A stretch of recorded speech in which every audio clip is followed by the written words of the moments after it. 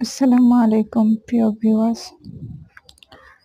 আজকে আমাদের বাড়িতে গ্যাস নেই। আমাদের বাড়িতে না পুরো এলাকাতে গ্যাস নেই। তাই আমি মেখে খিচুড়ি রান্না করব। বাচ্চারা ঝাল কম খায় তাই ঝাল কম দিব। দেখে নিন আমি এখানে কি দিব। এই যে একটু সয়াবিন তেল দিয়ে নিচ্ছি। তারপর আমি এখানে পেঁয়াজগুলো দিয়ে নিব।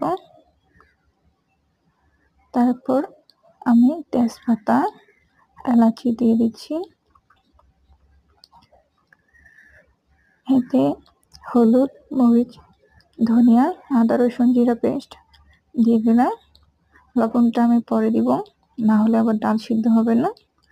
এগুলো সব আমি ভালো করে মেখে চুলাতে অনেকক্ষণ বিরিয়ানি করে তারপর পানি দিয়ে খিচুড়িটা রান্না করে নেব। ফুল ভিডিও দেখতে চাইলে আমার চ্যানেলটা সাবস্ক্রাইব করে রাখবেন।